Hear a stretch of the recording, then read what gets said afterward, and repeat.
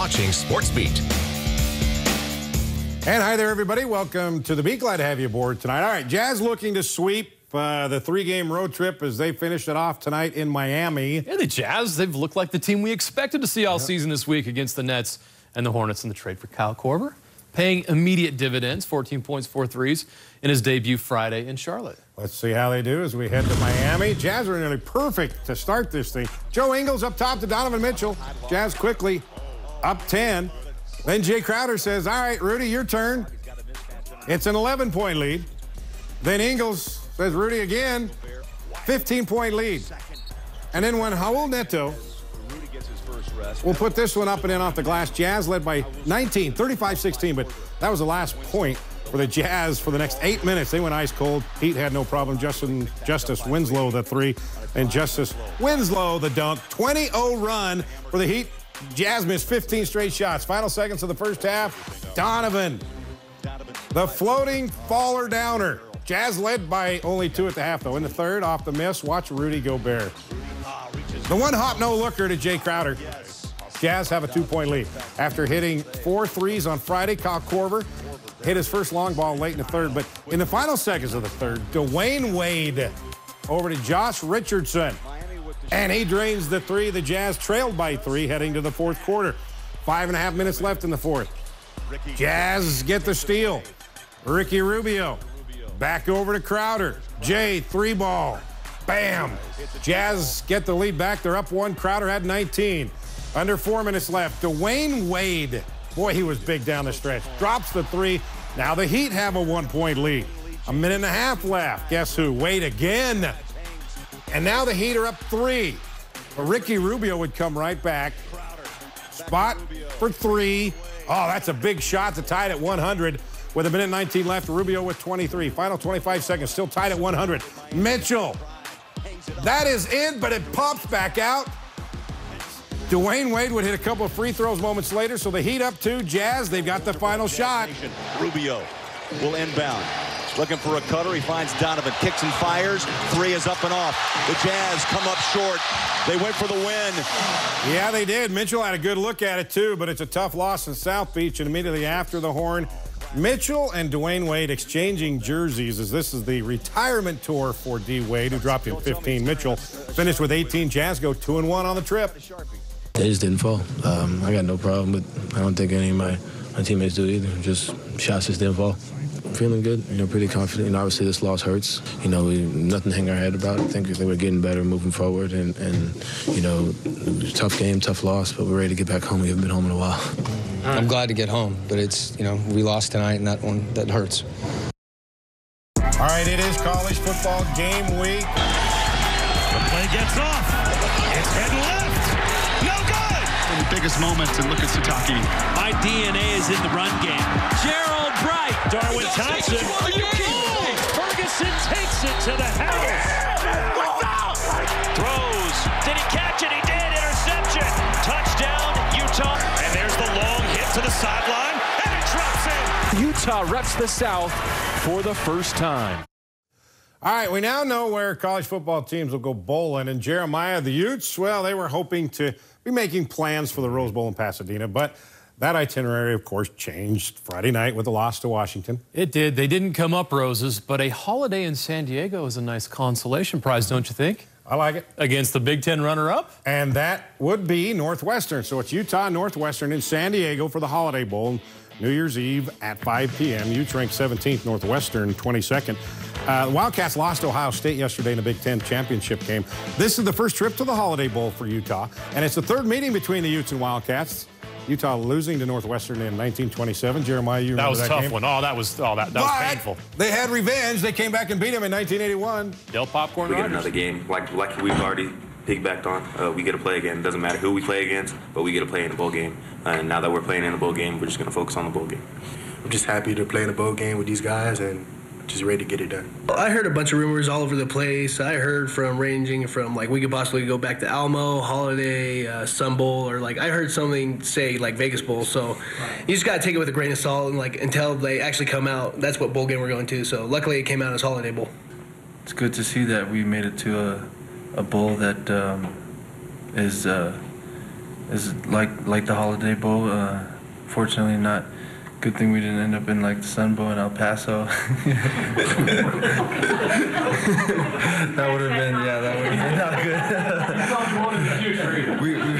I've heard a lot of negative reviews about the Sun Bowl over there, but yeah, it's nice. But like I said, I mean, it's another game to me. I'm just excited to play with these guys again, whether it would be the Vegas Bowl or whatever bowl.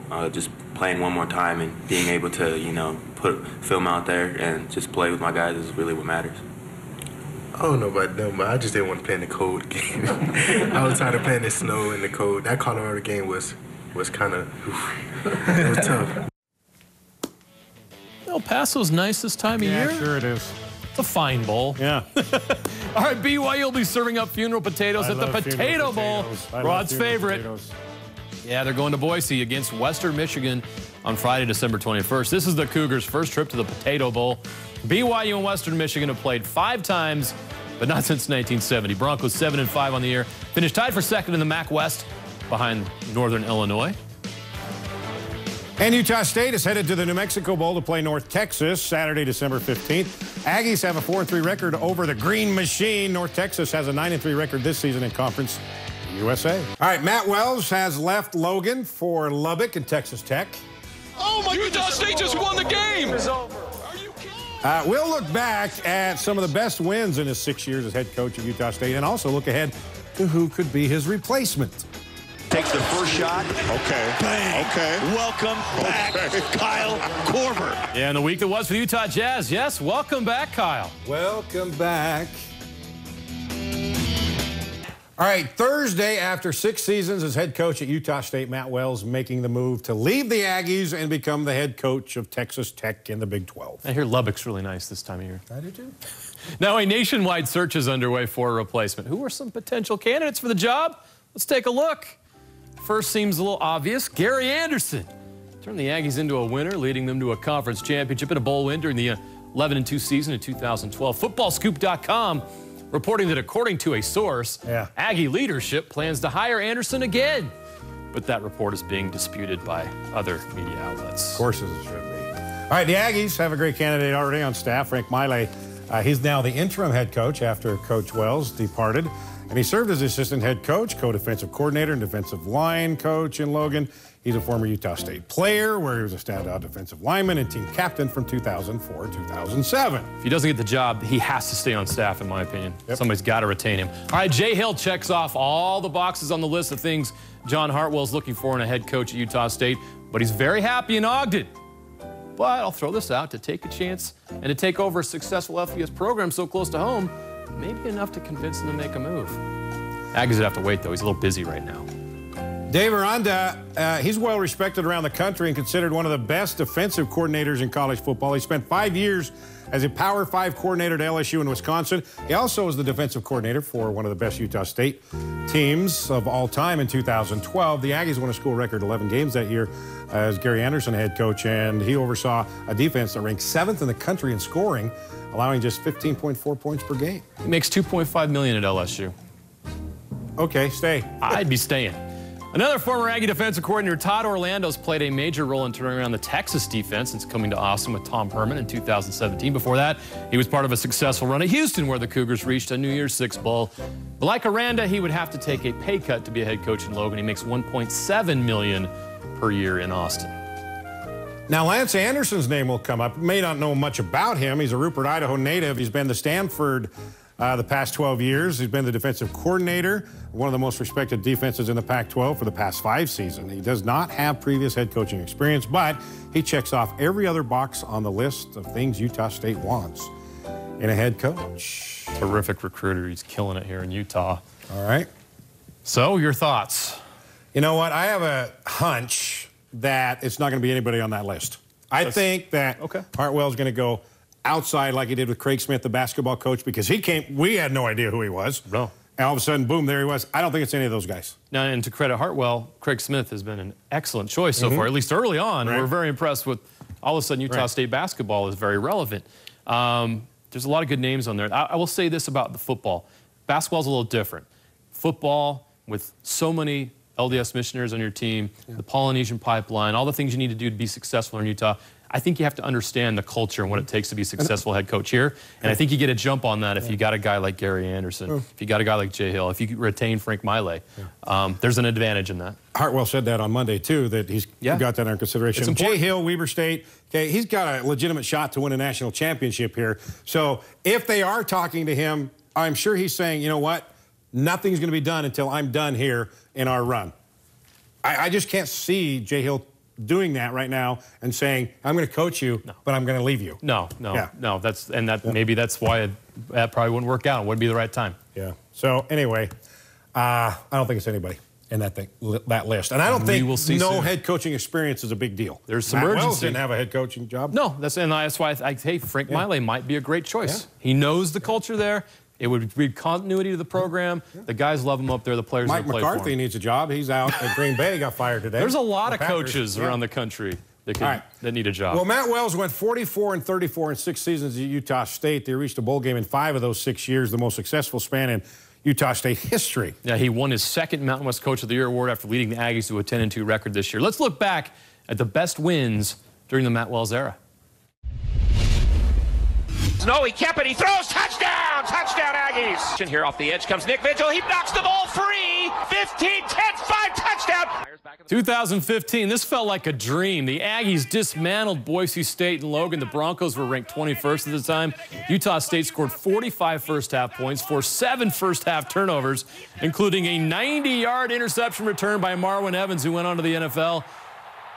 The win snapped a 12-game losing streak to the Broncos. Towards the end zone, wide open Robinson. He makes the catch. Touchdown, Aggies. He rolls to the left, still with the ball, throws it long and out there. He has got it. Sharp's got it, and he'll score a touchdown for the Aggies. I love the golden tones of Al Lewis. In 2014, BYU was 4-0, ranked 17th in the nation, had dreams of an undefeated season, but they were dashed by the Aggies in a 35-20 win. Nick Vigil led the team in tackles and rushing yards, playing both ways. It was the first time Utah State had won in Provo since 1978. On 2nd down, right back to DiMartino with room, and DiMartino's into the clear. I was there in San Diego in Wells' first year as head coach. He led the team to a 9-5 record and a win over Northern Illinois in the Poinsettia Bowl. The Huskies had 1 loss heading into that bowl game, but the Aggies got the win. All right. Moving on now, in Ogden yesterday, Weber State, the #2 seed in the FCS Playoffs, beat Southeast Missouri State 48-23 to advance to the quarterfinals next week. Now they'll host Maine on Friday at 6 p.m., a game that will be broadcast on ESPN. Here's a look back at the first game ever played at Stewart Stadium in the month of December.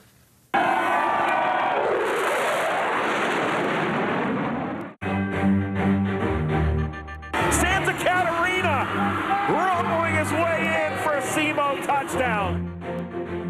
2nd down and 10 for Weber State in the red zone. Throwing for the end zone, and it's Shaheed for a touchdown. Santa Catarina threw an interception.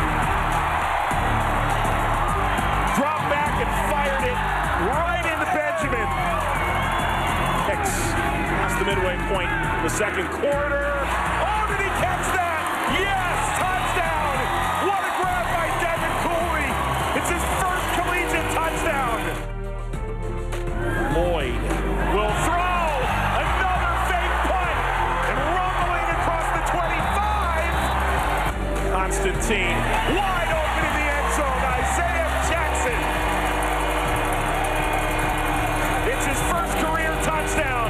Weber State 19, SEMO 7. 2nd down and 10. Unloading up the sideline. Open man. Intercepted. Out front bar. And returned across the 40. Prater. Constantine has other ideas. It's caught. It's Jackson. It's a touchdown.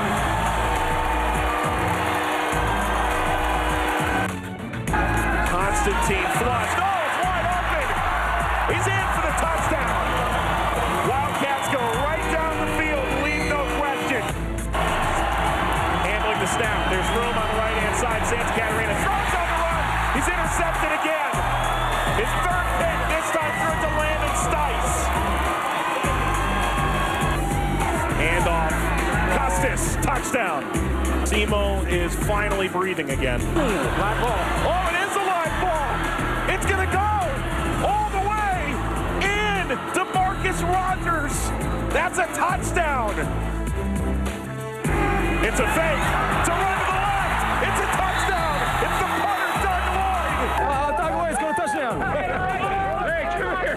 Hey, look at your guys here. Have you ever had a touchdown in a college game? I've never run the ball in a college game. What is it like? Hey, he scored a touchdown.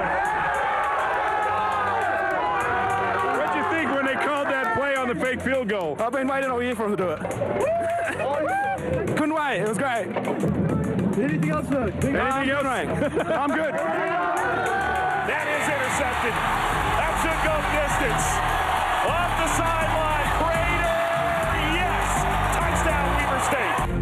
Simo is out, and Weber State will host Maine next week. Thought the defense, offense, and special teams all played well tonight, and we had our moments where we looked absolutely outstanding tonight, and then we have some things to still clean up. So the good thing is I think we can still take another step forward.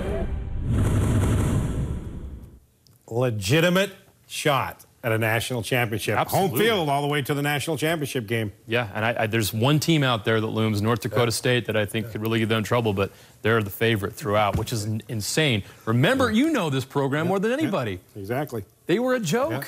Yeah. Oh, J.L.'s done a great job. Isaiah Jackson, his dad, Noel, played basketball for Weber State in 1999 on that team with Harold Arsenault and Eddie Gill that knocked off North Carolina. Yeah. That tells you how old we are. When you interview and follow his dad, and now you're doing the same thing with his kid. That's crazy. All right, moving on. Let's go back to last Friday. The Utes in their first Pac-12 title game in school history in San Fran against Washington with a spot on the Rose Bowl on the line. Yeah, the Utes played championship football on defense and special teams, not so much on offense, which was the problem. The most memorable plays, a bad bounce leading to a pick six and a bad no call by those Pac-12 refs.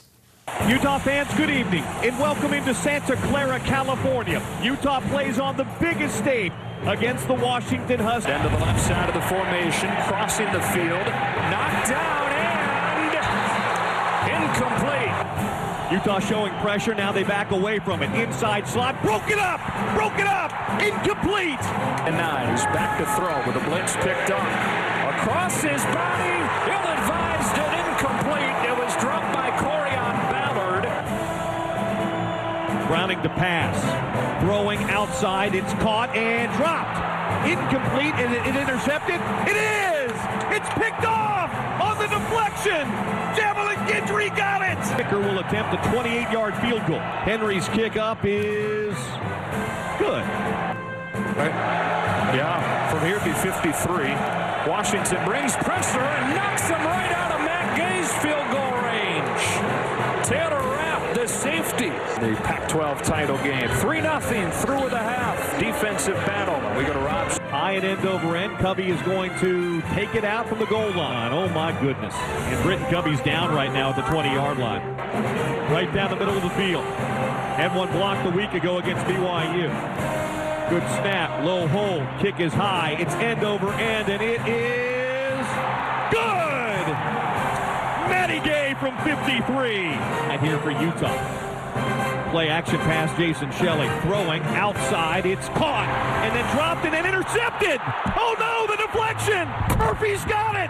35-30, 25-20, 15-10-5, touchdown. The ball was deflected and kicked in the air, and Murphy came up with it for the touchdown. Play in the third. Shelley to pass again, looking down the field again. Taking a shot down the field, and it's intercepted. Snap is back. The kick is away. It's blocked! It's blocked! It's blocked! The Utah special teams comes up big, and it's a one-score game with 5:10 to play. Shelley in the gun with Shine next to him. Here comes the blitz. Jason scrambling away from it, throwing, intercepted. Intercepted by Byron Murphy. Washington rushes just 3. Jason Shelley down the middle of the field. Incomplete. That's got to be a flag. Where's the flag? Where's the flag? Kyle Whittingham's on the field. Kyle, you were pretty fired up on the non-PI call. Is that just kind of the... Wouldn't you be? Yeah. Do you see the same thing I saw? Yes. I don't know what I can say without getting fined, but I'm used to it. I don't know. It's just how it goes. Like Shelley said, they made plays when it counted, and there were times that we weren't able to on both sides of the ball. We couldn't get off the field enough, and it's just how it goes sometimes. All right, now you can't blame that whole game on that, of course not. That final play. No. But when that official is 10 yards away and looking right at him and doesn't make the call, that's wrong. You didn't have a chance at the end because of that call, and the Pac-12 referees and the whole thing has a credibility issue right now, which causes you to wonder. But the Utes had many chances. Yep. All right, time to dust off the archives now for some oldies but goodies. Hopefully the Utes won't need a miracle to beat Northwestern in San Diego, but whenever you think of the Holiday Bowl, let's be honest, you can't help but think of this. That's right. Kyle Whittingham will be making a return trip to the Holiday Bowl. Back in 1980, it was the Miracle Bowl. He was on that team, BYU, SMU. The Cougars rallying back from 45-25 deficit in the fourth quarter, capped off by this. Jim McMahon to Clay Brown. It's caught! It's caught! It's caught! 46-45. That is the Miracle Bowl winner. Did you know Kyle Whittingham's in the Holiday Bowl Hall of Fame? I do now. Utah State plays North Texas in the New Mexico Bowl. Last time these two teams met, 2004 in Logan. Kevin Robinson returned a punt 71 yards for a touchdown. But North Texas freshman Jamario Thomas rushed for a school record 256 yards and 2 touchdowns. This will be stunning, but Utah State lost back in 2004, 31-23. The Green Machine. All right, Dixie State has a new head football coach, and he's a familiar name. Yeah, Paul Peterson. He's leaving Snow College and Ephraim to take over the Trailblazers program. Peterson, the former Boston College quarterback, went 18-4 as the Badgers head coach the past 2 seasons. All right, now.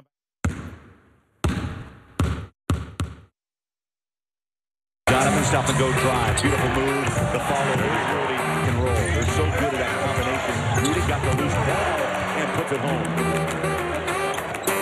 And now he'll go open pick and roll. And Rudy with 3 buckets and a 6-4 lead Utah. Crowder holds it with one hand, looking for a cutter at Joe Ingles. Here comes the flush, and Rudy owns the lane. Yeah, that's just great vision by Joe.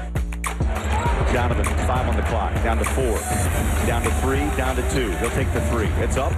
Bang. Donovan to his right. Donovan, dead ball floater. I love that shot. I love it. Oh, boy, nothing you can do. Comes out, screens. 3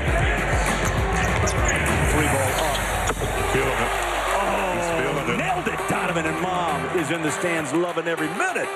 Off the glass, how did that come back to Gobert? Take it up, big man. Oh, hammer down. Oh, how did that play happen? This thing came out of the blue this afternoon. Kyle Korver is coming back to Utah, if you can believe that. Takes the first shot. Okay. Bang. Okay. Welcome back, Kyle Korver. Can you believe that? It was good to make the first one. Anytime you come to a new place, I guess it's not a new place, but you know, we want to do it right in the beginning. And you know, I think I knew what I was doing, maybe a fraction of the time. But welcome back. These guys are great, and obviously Quinn was a mad scientist drawing stuff up, and it was a lot of fun. And Ricky on a lob up top. Oh, two-handed, and Donovan with a high flyer, and that forces a timeout. Over one baseline, now goes to the corner. Donovan fires up the shot short. Ball comes out to Crowder. Has to put it up. Oh! Out of bounds as he floats away and hits a 3. Donovan races inside. Jack back it up. What bounce. Beautiful move by Mitchell. That's 23. All right, earlier we showed you Donovan Mitchell and Dwayne Wade exchanging jerseys after the game in Miami tonight. When we come back, you'll hear what D. Wade said about Spida. The respect is real. All right, well, Donovan Mitchell has spent a lot of his off time talking to veterans and picking their brains on how to become a better professional. Yeah, Dwayne Wade is one of those guys Mitchell's reached out to for advice, and he's often compared to Dwayne Wade. After the game tonight in Miami, D. Wade was on NBA TV letting everyone know the respect he has for the Jazz rising star. At the end of the game, we saw you with a moment with Donovan Mitchell. I mean, seeing the way that he plays, is it like looking in the mirror and seeing a piece of yourself from the past? Well, I mean, I wish I was that good, you know, that young.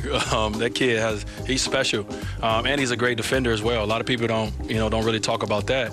But the one thing is that young man reached out to me this summer, and you know how it is nowadays. Everyone texts and no one really talks. We talked on the phone for 2 hours. I don't talk on the phone with nobody for 2 hours. It's surreal, you know, kind of just, you're not really thinking about it in the game, but, you know, to look back at it is kind of just like, you know, one of those things where you kind of just playing against your idol, essentially. You know, a guy that I've talked to him for many times this summer just about his career, what habits on and off the floor, whatever it may be. So that was a pretty special moment. Let's head to the Bahamas, shall we? Yeah. Oh, take it in, ladies and gentlemen. The Hero Golf Challenge, invitation only, hosted by Tiger Woods, Utah's Tony Finau, par 3 second. This for birdie. That gets Tony to 14 under. Finau was tied for the lead on the par 4 7th, his second shot, and it is a beauty.